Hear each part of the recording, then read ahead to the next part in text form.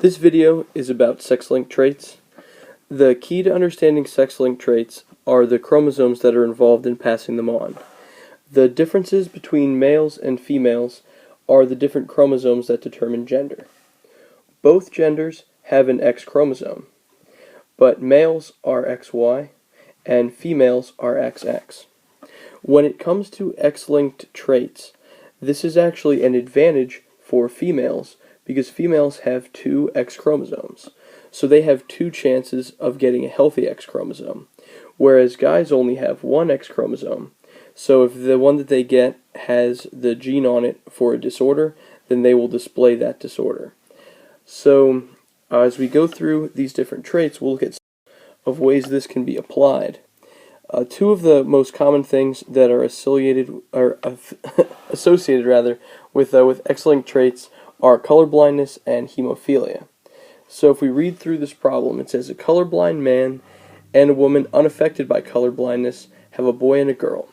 What are the chances of the boy being colorblind? What are the chances of the girls being colorblind? So the first thing we have to establish is the genotypes of the parents. The genotype of our first parent, the colorblind man, would be XC to demonstrate that he has colorblindness, and then the Y chromosome. For the woman, it says she's unaffected by colorblindness, so she would have two normal X chromosomes. Now we take these traits, and that's what gets placed into the Punnett square. So we'll write man across the top, woman across the side.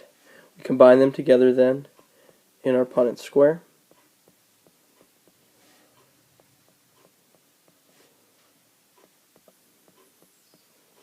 So now what this is telling us are the potential offspring for their children.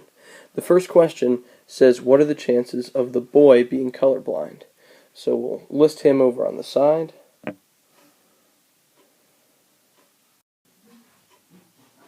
Now for the boy, we're looking at the XY individuals from our Punnett square.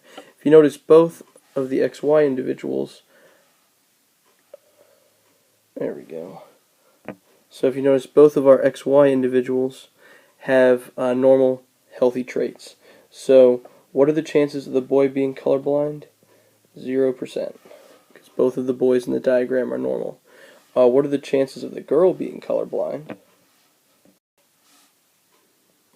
So we're looking at these. The chances of the girl being colorblind are 0% as well, but there is a 100% chance of the girl being a carrier.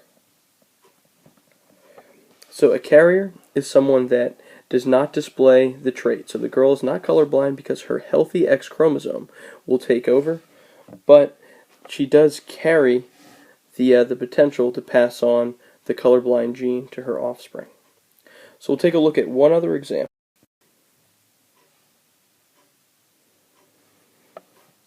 This example talks about a man who has hemophilia, has a boy and a girl with a woman who is a carrier for hemophilia. What are the chances of their son having the disease? What are the chances of their daughter having the disease? So first thing again is to write down the parent genotypes. So in this particular example, we're talking about a man with hemophilia. Just like it says up at the top, a man with hemophilia. So he would be positive for that one. And then it says his wife is a carrier for hemophilia.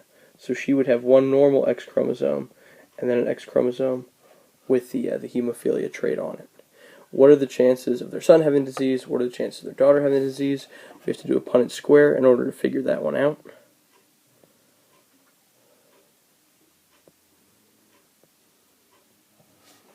So we've got our man across the top,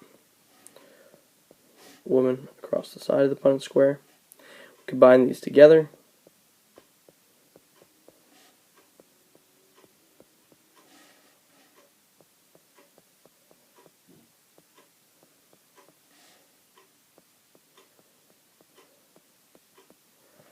So, first thing to talk about is for the boy. If we look at the traits over here, 50% chance of him being normal, 50% chance of the boy having hemophilia. So this one, 50-50. For the girl, in this case, there's a 50% chance of her being a carrier, and then a 50% chance of her having hemophilia. So, 50% for the hemophilia trait. So the trick with going through the Punnett squares for these is to recognize that there's a difference between the boy and the girl as far as the gender is concerned. One last thing to talk about with X-linked traits are some other things that it affects. If we're looking at some of the common disorders that are X-linked recessive, and the key phrase from up here is this one, X-linked recessive, letting you know that the main trait will take over for the recessive trait. So, like for example, if you've got somebody with a normal X, that will take over for the X for color blindness. So these are all recessive disorders. But it talks about red-green color blindness, which is an example that we used. Hemophilia A and hemophilia B, which are different problems when it comes to clotting factors. You can see there's different factors that are listed here that allow your blood to clot. This goes well beyond the concepts we'll be covering in class. But one of the things I wanted to mention with this is they consider this one to be a royal disease. This is found in some of the descendants with the British king and queen, like the British royalty. And the reason for that is they didn't want the bloodline to stray too far, and so people were intermarrying with individuals that they weren't all too distantly related from. And we'll actually talk about this in class in relation to the Amish. If you end up having people who are a little too closely related having offspring, it does open up an opportunity for more of these latent recessive traits to show up in the population. The only other thing that's somewhat well known that is related to this is there are some kinds of muscular dystrophy, which is something that people who have muscular dystrophy are tested for if they get to the point where they're looking to have children, or if they even have muscular dystrophy as a history in the family. It's something that people are tested for when they're getting married and thinking about having kids, just so they are aware of their chances of passing those kinds of problems off to their children.